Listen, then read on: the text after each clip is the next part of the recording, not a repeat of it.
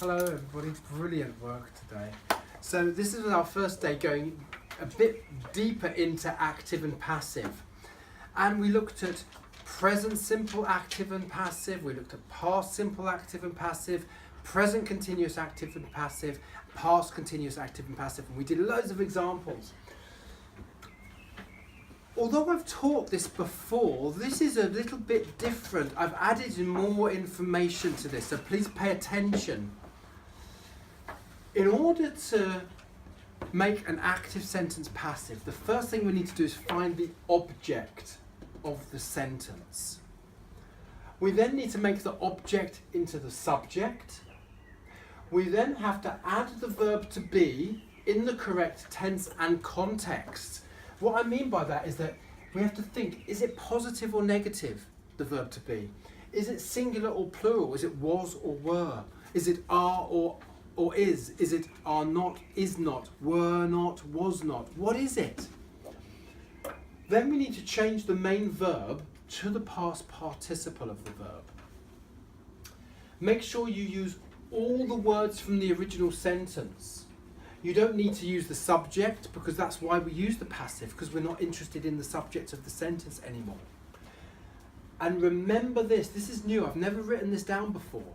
Never use the auxiliary verb do in any passive sentence.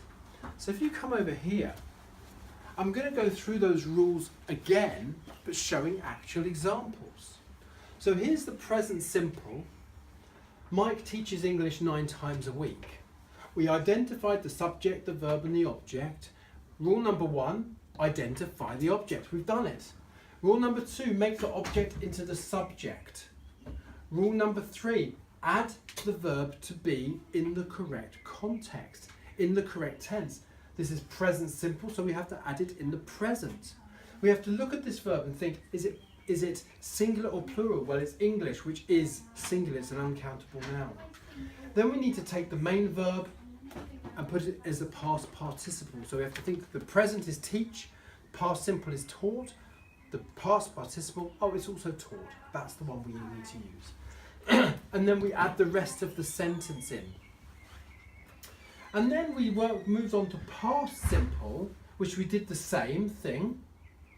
And then we looked at the negative and the question. I've rubbed off some of the words, haven't I? Mike didn't bake a cake last week. We've identified the object, it becomes the subject. We add the verb to be in the correct tense, so it's past.